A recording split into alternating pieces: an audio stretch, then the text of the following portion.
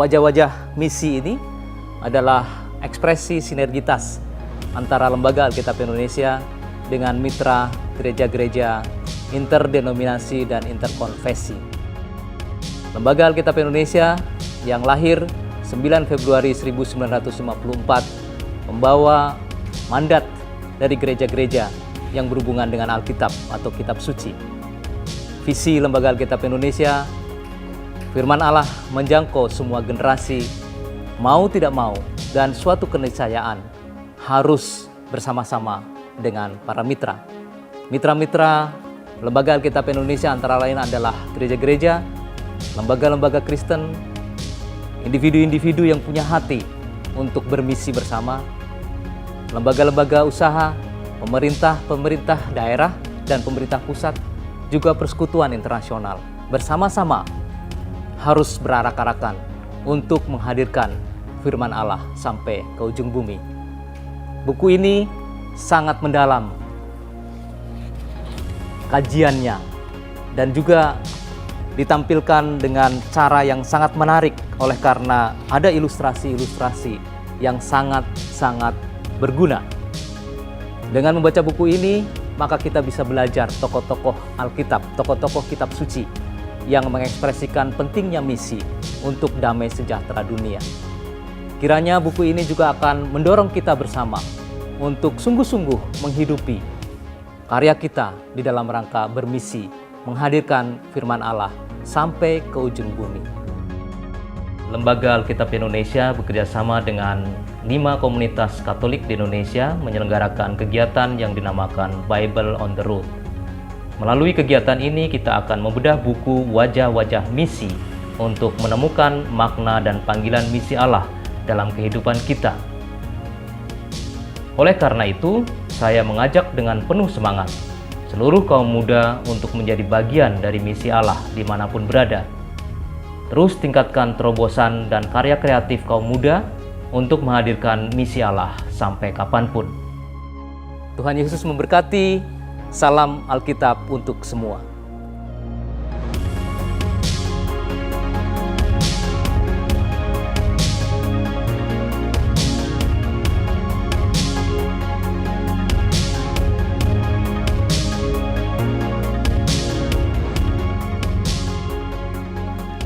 Oke, teman-teman, shalom. Selamat pagi, siang, sore, malam, tergantung lihat videonya di jam berapa. Senang sekali hari ini bisa ketemu kita dari YCCR Jakarta. Saya Go Aditya dan juga ada Alvin Des Kapitsa di sini ya. Kita akan ngobrol-ngobrol santai tentang bedah buku ya, Bro ya. Ya, betul. Buku yang akan dibedah ini, Bro, wajah-wajah misi ya dari Lembaga Alkitab Indonesia.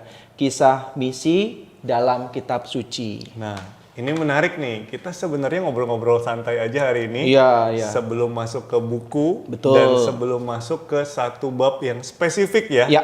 Nanti kita akan bahas satu tokoh Kitab Suci. Betul. Yang diangkat di buku itu. Ya. Gue pengen tanya-tanya dikit sama Vindes. Karena Vindes ini terkenal di YCCR Jakarta juga. Anyway, kita dari YCCR Jakarta. Betul ya, Vindes ya? Ya. Apa itu YCCR Jakarta? Katolik Karismatik Renewal Jakarta. Atau kepemudaan ya. BPK, PKKKJ. Betul. Jadi kita mendampingi persekutuan doa di Jakarta dan juga komunitas serta kategorial gitu ya. Orang muda Katolik. Orang muda Katolik. Betul, gitu. betul. Nah, Vindes ini terkenal di YCCR salah satu yang sangat suka baca buku, baca, mendalami Alkitab itu ini banget gitu, kental banget, seneng gitu ya. Suka. Anyway, dari pertama kali ceritanya gimana, Bro? Bisa sampai sebegitu senengnya baca Alkitab. Karena kalau gua sendiri Alkitab itu gua baru beli pas mungkin setelah ikut RHDR kali ya. Tahun berapa, Bro? Kayaknya 2000 berapa gitu. Okay. Ini Alkitab kedua nih, Bro, yang gua beli. Alkitab pertama gua itu kelelep banjir. Jadi kebayang dong. Tapi tahun 2000-an. teman-teman, Go ini juga lulusan KPKS Tebet loh. Ya, luar biasa. Senang belajar gitu ya, Senang walaupun belajar, nggak ada yang nyantol. Nah, kalau lu sendiri gimana, Bro? Alkitab kecenderungan untuk demen baca, gemar untuk explore Alkitab itu memang udah dari lahir? Enggak lah ya, enggak dari lahir. Kudus banget kalau dari lahir ya. Oke, thank you Go. Go dan teman-teman, kalau misalkan ditanya nih, saya suka baca kitab suci itu dari kapan? Kurang lebih itu sekitar 10 tahun yang lalu, 10 sampai 11 tahun yang lalu, ya kan. Tetapi baru benar-benar mendalami secara khusus itu sekitar 5-6 tahun terakhir ini. 5-6 tahun terakhir. Nah, kalau misalkan gue tanya, kenapa kok suka sekali belajar mengenai Alkitab? Karena beberapa hal. Yang pertama, saya merasa bahwa pada saat saya membaca Alkitab, lalu saya belajar mendalami, menafsirkannya dari kursus, dari seminar atau dari buku-buku termasuk wajah-wajah misi ini, saya benar-benar merasakan bahwa Tuhan itu menyapa saya secara pribadi. Betul. Itu yang pertama. Jadi berasa banget pada saat saya mulai membaca kitab suci, belajar kitab suci, kemudian mendalami kitab suci, di situ Allah hadir. Lalu yang kedua, yang terakhir itu yang saya suka adalah sejarahnya. Jadi waktu saya baca Perjanjian Lama itu karena mungkin basicnya saya suka sejarah. Waktu saya baca Perjanjian Lama, kisah-kisah dalam Perjanjian Lama itu kan sangat menarik ya. Tokoh-tokoh, misalkan kita berbicara mengenai kisah penciptaan, Adam dan Hawa, Nuh, para bapa bangsa Israel, nabi-nabi, hakim-hakim, raja-raja dan sebagainya. Itu sangat menarik. Jadi memang dua alasan ini sih. Makin dieksplor, makin penasaran gitu ya. Betul. Makin banyak hal yang ternyata kita nggak tahu, baru tahu, dan kemudian jadi pengen menggali lebih dalam lagi gitu ya, Bro. Bener banget. Iya, itu sih. Oke. Ngomong-ngomong tokoh di Alkitab, Bro. Kalau tadi kan yang disebut tokoh-tokoh Perjanjian Lama. Nah, gue penasaran, kalau tokoh Perjanjian Baru, kira-kira yang menurut lu paling menginspirasi gitu. Oke. Kira-kira siapa, Bro? Kalau saya pribadi, Go dan teman-teman, kalau misalkan ditanya tokoh dalam Perjanjian Baru yang sangat menginspirasi dan luar biasa karyanya adalah Rasul Paulus. Oke, pas banget ya. Bukan karena kita mau bedah Bukan. Karena memang buku tentang Paulus saya cukup lengkap, ya kan, karena saya benar-benar sangat tertarik dengan tokoh ini. Benar. Paulus kan terkenal selain Petrus juga gitu ya, salah satu tokoh yang transformatif. Ya, betul banget. Transformatif. Betul banget. Kalau gua sendiri, Bro, kalau ditanya tokoh, belum ditanya ya. Itu gue tanya. Kalau lu gimana, Bro? Kalau gua sendiri, tokoh yang paling menginspirasi di Perjanjian Baru itu Yesus, Bro. Yesus ya? Pastilah ya. Iya ya, kenapa gue nggak jawab Yesus ya? Wah, bener. Ya udah, gue ralat deh. Yang pertama Yesus. Mencoba untuk melucu, padahal tidak berbakat stand up komedi gue gitu ya. Oke, biar mengalir aja, biar nyantai aja. Oke. Nah, hari ini kita akan bahas tentang Paulus ya, Bro. Ada satu bab khusus juga di buku ini. Bukunya tentang apa sih anyway? Buku ini, misi ya? Iya, buku ini spesifik. Seperti yang tadi sempat kita singgung di awal, bukunya wajah-wajah misi dari Lembaga Alkitab Indonesia, dan ini isinya sangat menarik, Bro, teman-teman. Ya, karena apa? Karena terdiri dari beberapa tokoh dalam Alkitab, baik Perjanjian Lama maupun Perjanjian Baru. Contoh nih, ada Adam dan Hawa, Abraham dan Sarah, Musa, Daud, Rut, yang di episode sebelumnya kita sudah belajar mengenai Rut dan juga Musa kan. Yes. Nah, di Perjanjian Baru itu ada Yusuf, ada Maria, ada Yesus, Petrus, dan juga Paulus. Jadi ini tokoh-tokoh yang menurut hemat saya sangat baik untuk kita ketahui. Dan di buku Wajah-Wajah Misi ini semua dapat kita baca dan bahasanya begitu sederhana sehingga kita mudah untuk memahaminya. Jadi satu paket lengkap dalam buku yang nggak terlalu tebal sebenarnya. Betul. Ya.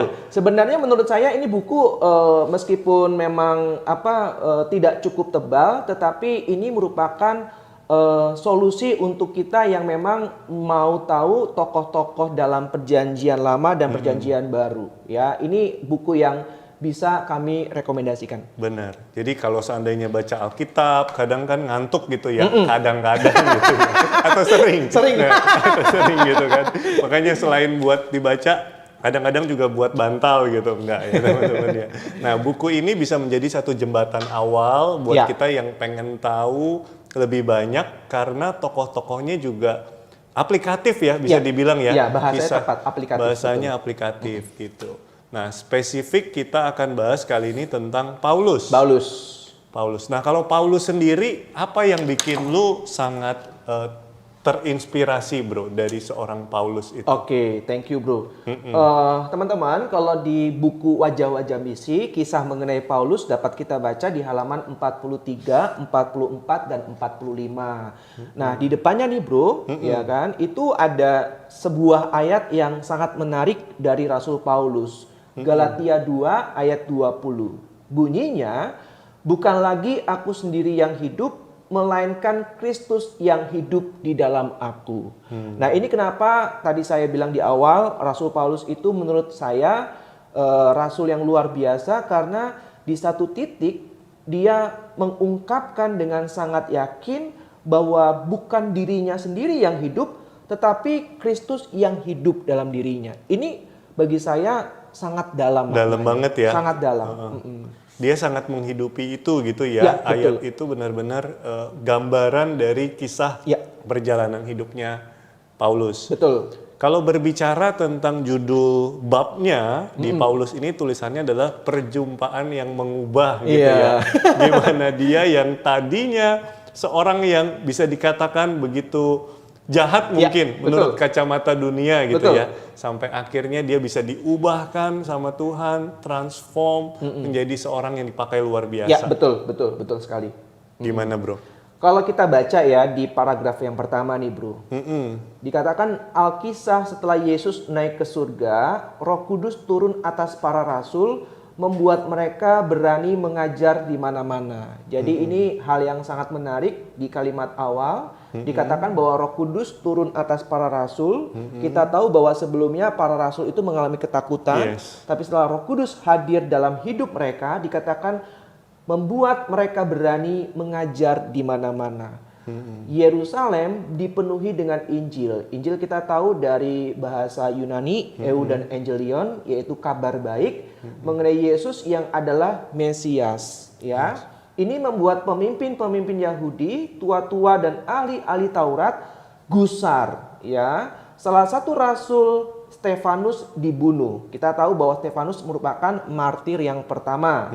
Dan saat itu Saulus hadir. Jadi Saulus diperkenalkan hadir pada saat Stefanus itu dibunuh. Betul. Kemudian dikatakan penganiayaan hebat menimpa jemaat di Yerusalem.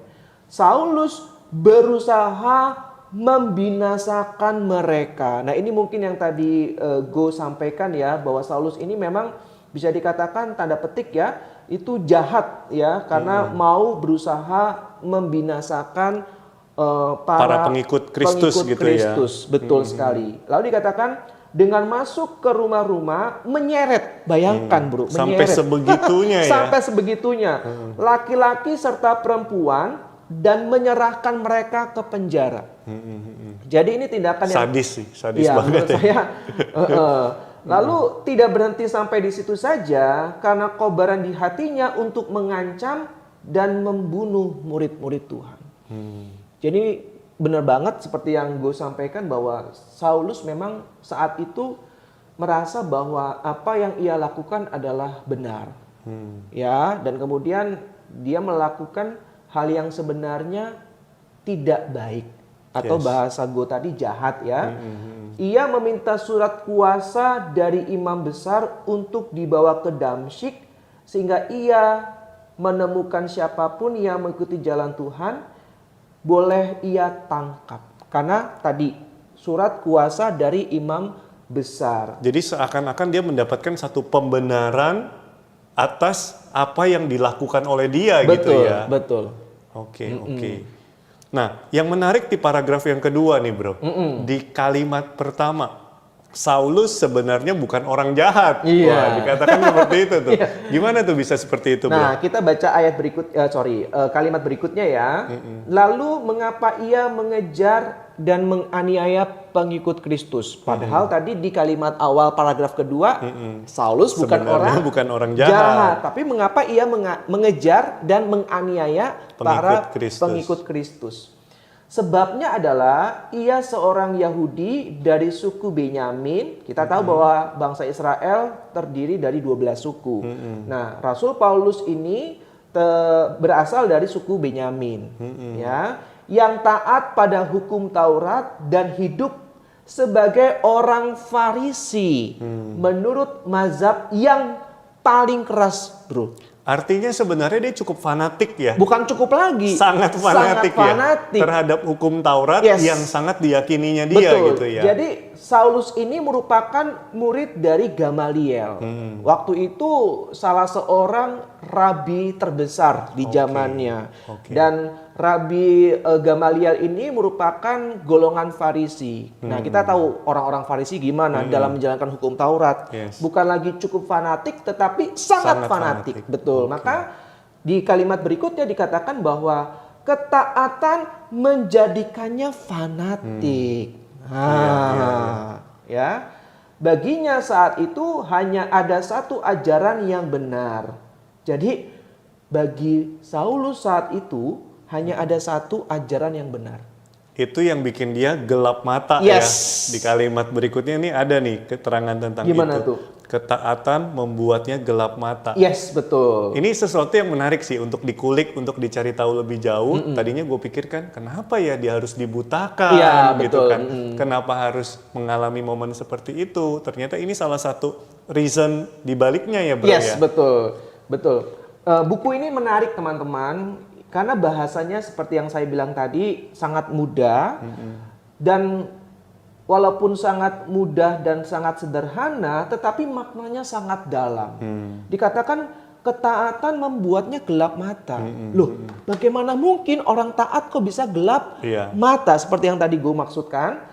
Lalu dikatakan bahwa namun Tuhan akan benar-benar membutakan matanya. Nah, sebelum kemudian mencelikannya kembali untuk dapat sungguh-sungguh mengenali siapa dirinya. Jadi dia itu taat menjalani hukum Taurat, dia itu taat untuk benar-benar menjadi murid yang taat terhadap ajaran-ajaran gurunya. Tetapi dia tidak melihat bahwa ada kebenaran.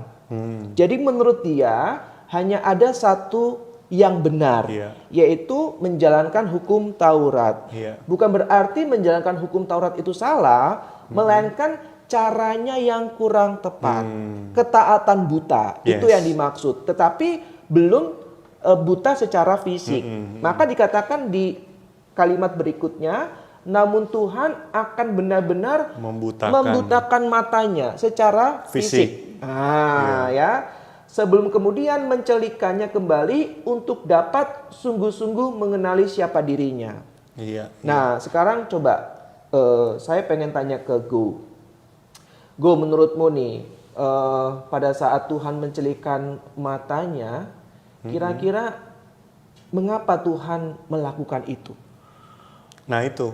Seringkali kan kita berpikir ketika Tuhan dalam tanda kutip melakukan sesuatu, kenapa sesuatu yang jahat, sesuatu yang kurang baik gitu kan. Padahal sebenarnya ada reason ya. Ada rencana Tuhan yang indah di balik itu. Di balik itu gitu. Nah, kalau gue penasaran lebih ke ininya nih, Vindes. Ketaatan yang salah. Jadi ketaatan itu kan sebenarnya sesuatu yang positif. Tetapi kalau seandainya kita merasa diri paling benar, ajaran kita paling benar, ternyata itu menjadi sesuatu yang berbahaya. Betul. Nah, lu pernah punya pengalaman pribadi mungkin atau cerita, kesaksian yang terkait dengan merasa diri paling benar mungkin atau merasa ajaran kita, pemahaman kita, ternyata Tuhan mencelikkan diri gitu. Betul. Ini bagus banget pertanyaannya, Bro. Pernah nggak? Pernah, pasti. Gimana tuh kejadiannya? Penasaran. Seru Intinya nih. aja ya, intinya aja bahwa beberapa kali saya itu merasa bahwa saya sudah menjalankan ajaran gereja, saya sudah menjalankan apa yang Tuhan firmankan dalam Alkitab gitu kan. Tetapi saya tidak melihat bahwa di luar sana juga banyak orang-orang yang menjalankan firman Tuhan, ajaran gereja dengan lebih baik dibandingkan saya. Jadi saya itu seakan-akan merasa diri paling benar, paling kudus gitu kan. Padahal di luar sana banyak kok yang lebih benar daripada saya. Ada satu momen saya merasa bahwa oh ternyata saya harus banyak belajar dari mereka. Maka ini yang saya maksud tadi, bahwa saya itu sebenarnya dibutakan matanya oleh tadi ya kesombongan saya, kemudian merasa diri paling benar. Namun Tuhan mencelikan saya. Nah, ini salah satu kekuatan dari firman Tuhan Ya, ya. betul. Yang dibilang seperti pedang Bermata bermata dua. dua, mencelikkan kita Ya. ketika kita terbuka dengan kuasa Roh Kudus terutama gitu kan. Betul. Jadi firman-firman Tuhan itu punya kuasa ya Betul. untuk menyadarkan kita. Benar-benar banget. Kayak kita kan tahu ya bahwa banyak dari contoh-contoh tokoh iman dalam Alkitab itu yang benar-benar taat. Abraham, lalu Bunda Maria, Yes, ya kan? benar-benar. Bagaimana mereka sangat taat dan akhirnya ya itu tadi. Rencana besar terjadi Iya, ya. rencana besar terjadi sehingga tadi ya perjumpaan yang mengubah. Yes. Bagaimana tokoh-tokoh dalam Alkitab, baik perjanjian lama, perjanjian baru, mengalami perjumpaan dengan Tuhan secara pribadi, matanya dicelikan, dan akhirnya mereka berubah menjadi pribadi yang punya daya, punya semangat untuk mewartakan kabar keselamatan. Oke, menarik banget. Kita lanjut balik lagi ke cerita tentang Paulus nih bro. Karena ternyata pembahasannya nih seru banget nih. Yes. Masih ada beberapa poin-poin setelah bahkan dia mengalami sesuatu yang nggak mengenakan ya. Betul. Kebutaan itu kan pasti sesuatu yang mengagetkan. Iya. Bagaimana dia yang tadinya merasa diri benar, punya Superior, hebat.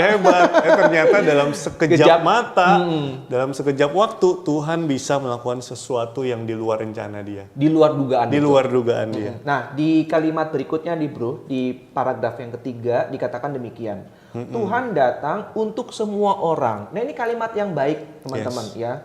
Juga untuk mereka yang berdosa, termasuk Saulus.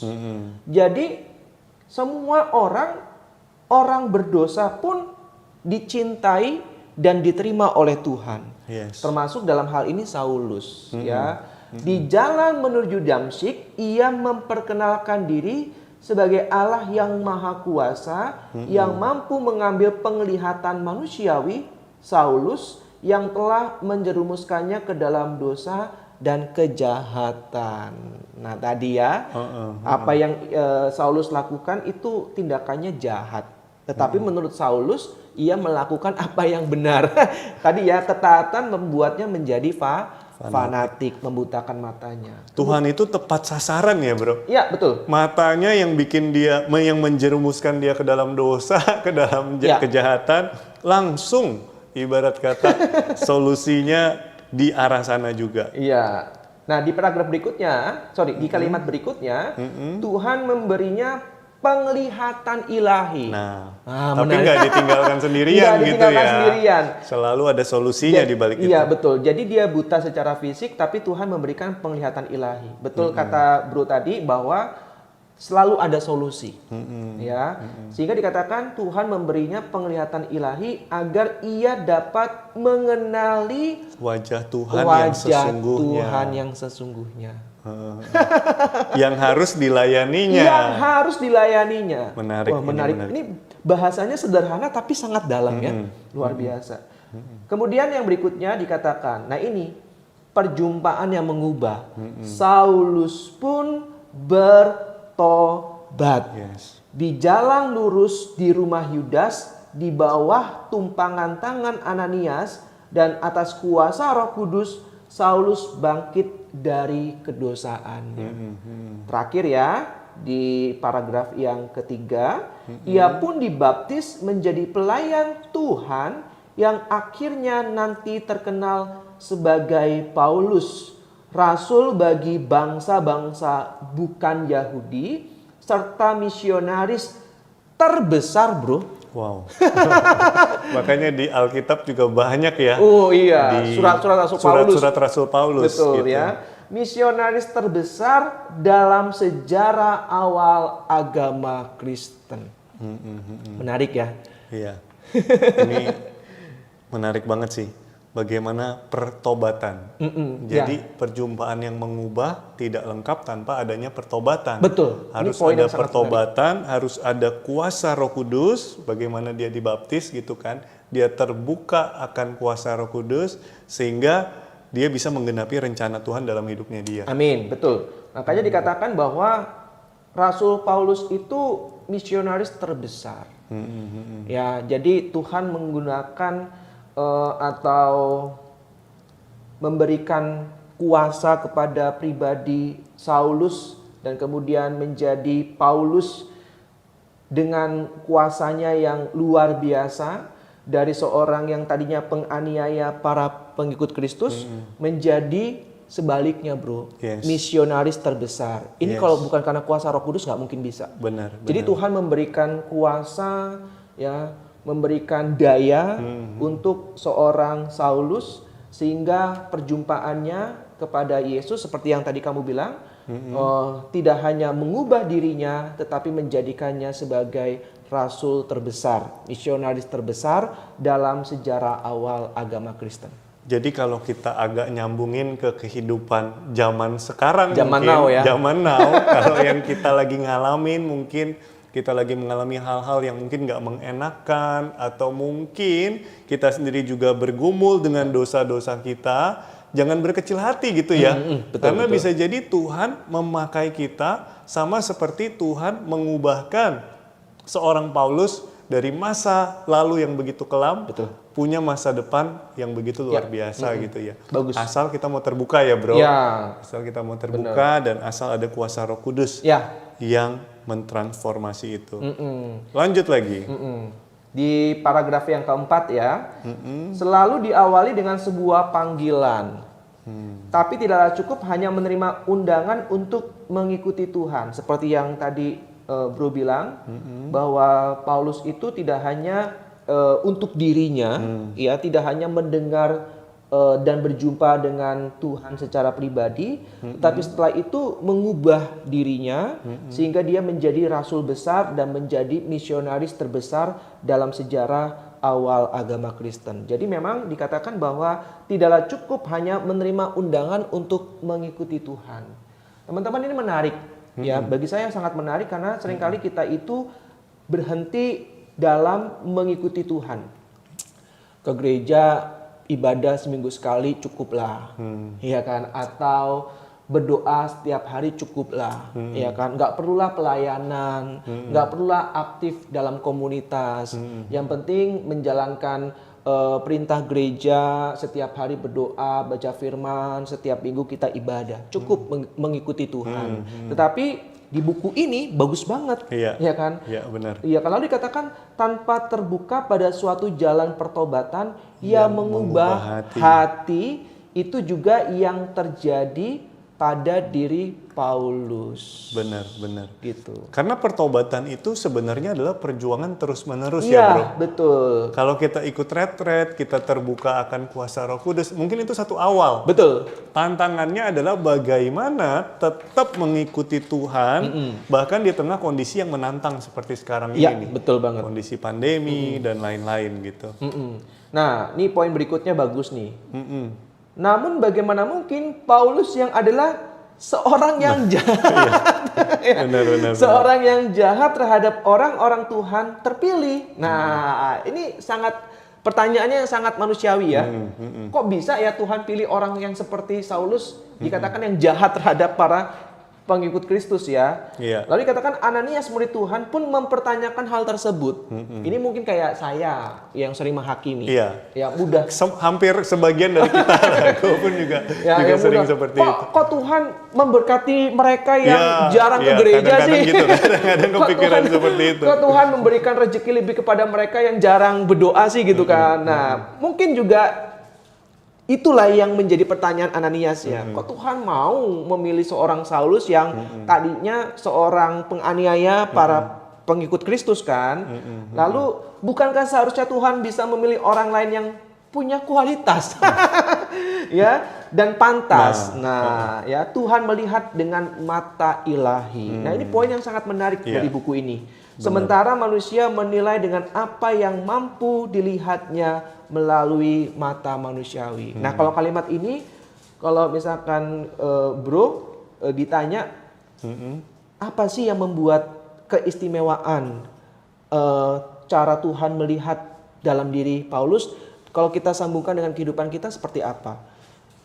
Nah, ini seringkali kan kita menghakimi orang lain kan, betul. Secara sadar maupun secara nggak sadar. Itu satu hal yang manusiawi.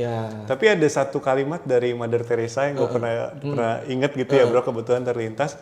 Ketika kita menghakimi orang lain atau menilai orang lain, kita udah kehilangan kesempatan untuk mengasihi mereka. Wah, keren nih. Padahal sebenarnya Tuhan mengasihi kita dengan apa adanya diri kita dan bahkan lebih daripada apa yang sanggup kita lihat kan. Amin. Wah, kalau kita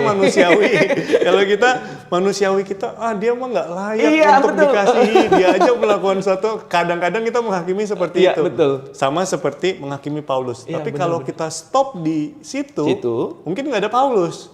Dan nggak ada, maksudnya Paulus tetap ada, tapi Paulus nggak memiliki karya misi sebesar sampai sekarang. Kita jadi kayak membatasi rencana Tuhan ya kalau kita fokus kepada rencana pribadi kita. Wah, poinnya menarik nih. Ini keren banget ya, satu kalimat dijelaskan dengan baik oleh Go. Wah, keren ya. Kalau saya sih teringat mengenai panggilan Daud ya. Dikatakan manusia melihat rupa tapi Tuhan melihat hati. Iya, itu connected banget. Nyambung banget sama ya dengan kalimat ini ya. Dikatakan Tuhan melihat dengan mata ilahi, sementara manusia melihat dengan apa yang mampu dilihatnya melalui mata manusiawi. Kalau dihubungkan dengan sekarang ya bro, gimana seringkali orang muda itu merasa nggak pantas, merasa nggak layak untuk melayani Tuhan. Padahal dikatakan barusan kita dengar, tadi kamu juga jelaskan dengan sangat baik, bahwa Tuhan melihat hati kita. Ya kan, Tuhan melihat jauh dari kedalaman setiap batin manusia, dan itu hanya yang bisa lihat Tuhan. Manusia nggak bisa. Maka rasanya kalau misalkan kita memang diminta Tuhan, dipanggil Tuhan dalam pelayanan, ya sebaiknya jangan langsung bilang nggak pantas atau nggak layak, tapi doakan dulu rasanya ya. Amin. Ini jadi satu penguatan juga buat gua nih. Oke. Nah, tapi ada satu kalimat berikutnya nih bro, yang meneguhkan apa yang baru disampaikan, yaitu Tuhan tidak pernah salah pilih. Semakin strong lagi poinnya. Iya, betul. Ia melihat apa yang tidak dilihat manusia lain dalam diri Paulus. Nah, itu yang tadi saya bilang yang hanya bisa dilihat oleh Tuhan. Nah, poin selanjutnya, ketaatan, keberanian dan totalitasnya dalam membela keyakinannya, dan Tuhan hanya perlu menyadarkannya dari kekeliruannya. Jadi sebenarnya Paulus ini udah paket lengkap lah ya. Bisa dibilang begitu ya. Dia orang pintar. Iya. Dia orang yang sangat pintar. Lalu militan kan dia. Dia sangat taat dan juga berani. Ya kan. Kalau kita baca surat-surat Rasul Paulus tuh kepada jemaat-jemaat di Korintus, Galatia, ya kan, itu benar-benar kita bisa melihat sosok Paulus yang total, yang komitmen, yang benar-benar berani, all out ya, all out gitu kan. Oke, kemudian yang berikutnya dikatakan, dan ketika Paulus tersadar, hatinya terpaut pada Tuhan. Wah, Paulus adalah paket komplit bagi Tuhan. Nah, ia memiliki banyak aset dan kualitas yang mendukung pewartaan dan karya misi. Tadi Tuhan tidak pernah salah pilih. Ini yang gue baru tahu nih bro. Ia berdarah Yahudi, berpasport Romawi, dan berhati Kristiani. Keren ya? Makanya saya bilang ini buku keren banget sih. Sederhana, kan kalimatnya, tetapi sangat dalam maknanya. Bener, berdarah Yahudi, berpasport Romawi, dan berhati Kristiani. Iya. Makanya waktu kita tahu di akhir perjalanan misi Paulus yang ketiga, karena kan Paulus itu ada 3 kali perjalanan misi kan. Pada saat di Yerusalem dia ditangkap, tetapi karena dia warga negara Romawi, dia dibawa ke Romawi, dihukum di sana. Dihukumnya di sana ya. Dikatakan pasport Romawi membuatnya mudah menginjili wilayah kekaisaran Roma yang luas, memanfaatkan jaringan transportasi Romawi yang maju. Nah itu dia. Tanpa Paulus, pengikut Yesus mungkin hanya menjadi sebuah sekte dalam agama Yahudi saja. Iya, betul. Jadi, karena kita tahu ya bro, di Antioquia untuk pertama kali para pengikut Yesus itu disebut Kristen kan. Kita bisa baca Kisah Para Rasul bab 11 ayat 26. Ya kan? Nah, pada saat itu pemimpin-pemimpin gereja Antioquia itu adalah Barnabas dan juga Paulus. Makanya dikatakan dalam buku ini, tanpa Paulus, pengikut Yesus mungkin hanya menjadi sebuah sekte. Tidak ada identitas sebagai orang Kristen. Benar. Dalam agama Yahudi saja. Secara historis, nah ini Pauluslah yang mengubah sekte kecil Yahudi di Palestina ini menjadi agama besar yang mendunia. Semua dimulai dari karya Allah yang memperkenalkan anaknya kepada Paulus dalam perjalanannya ke Damsyik. Satu perjalanan ke Damsyik bisa mengubah begitu luar biasa, bahkan sampai membuat agama Kristen ini mendunia, bisa dibilang seperti itu ya bro. Oke, ini baru secuplik bab dari buku-buku yang ada di sana. Betul. Baru secuplik kisah dari perjalanan Paulus. Boleh tambahin dikit lagi nggak bro? Gue jadi setelah denger gini sekilas jadi pengen gali lebih banyak nih tentang Paulus. Apalagi bro kalau dari yang udah lu baca mungkin kisah-kisah tentang Paulus yang bisa kasih inspirasi juga buat kita. Paulus ini punya pengalaman ditolak.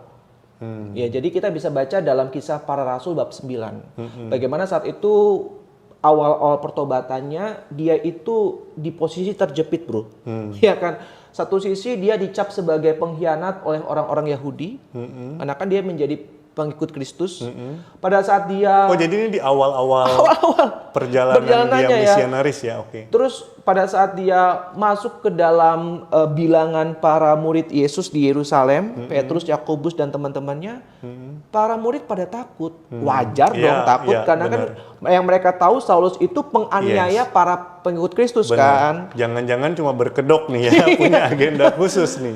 Nah, dia ditolak oleh para rasul, para murid ya, ditolak bukan karena tidak menerima apa adanya Saulus, tetapi mereka merasa bahwa Saulus ini benar-benar nggak bertobat, benar-benar nggak menjadi pengikut Kristus, jangan-jangan mata-mata atau sebagainya.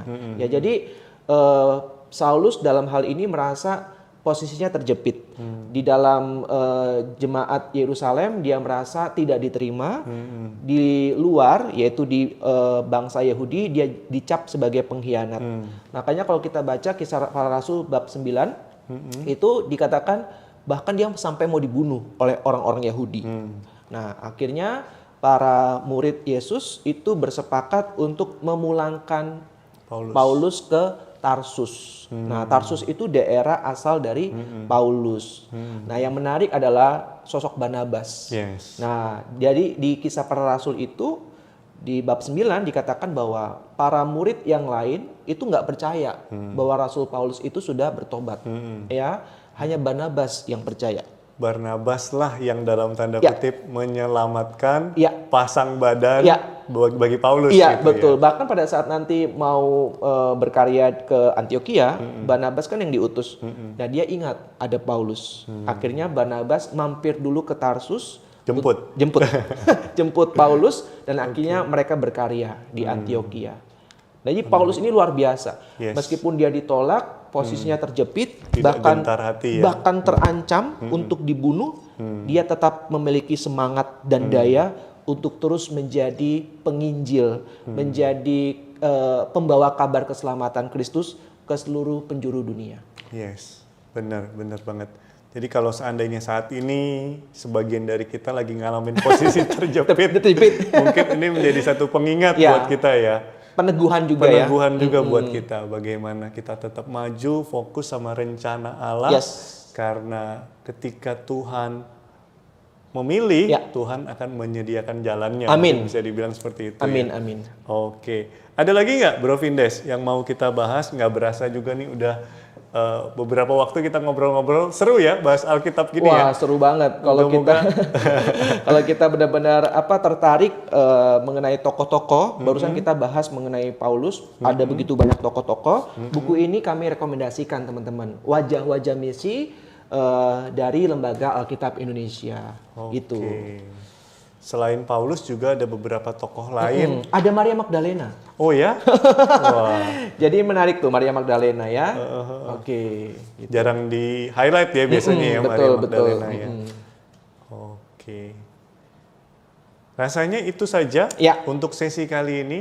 Senang banget bisa ngobrol-ngobrol dan juga kita bisa dapat banyak pencerahan dari buku Wajah-wajah misi. Wajah-wajah misi ini teman-teman nanti bisa cari tahu lebih lanjut tentang buku-bukunya dan kita belajar lagi di sesi-sesi yang berikutnya. Oke. Thank you ya Go. Thank you Vindes. Thank you teman-teman. Teman-teman semua, shalom. God bless ya semua.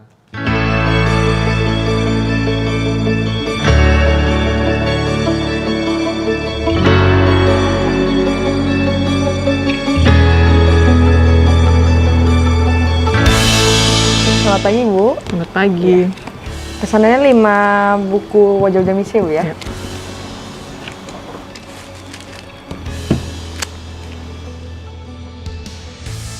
Ini untuk pesanannya Bu ya. Ya. Tentunya terima kasih Bu. Terima Tuhan kasih. berkati. Sahabat Alkitab, bermisi adalah panggilan kita bersama. Dengan membeli buku Wajah-Wajah Misi, kita telah turut mendukung kegiatan misi dan pelayanan Lembaga Alkitab Indonesia untuk menyebarkan kabar baik bagi umat Kristen yang ada di pelosok tanah air. Mari dukung pelayanan ini dengan membeli buku Wajah-Wajah Misi. Tuhan memberkati. Dapatkan buku Wajah-Wajah Misi di Bible House Lembaga Alkitab Indonesia, Jalan Salemba Raya, nomor 12, Jakarta Pusat, atau mengunjungi website www.alkitab.or.id. Info lebih lanjut dapat menghubungi 0811 995 2890.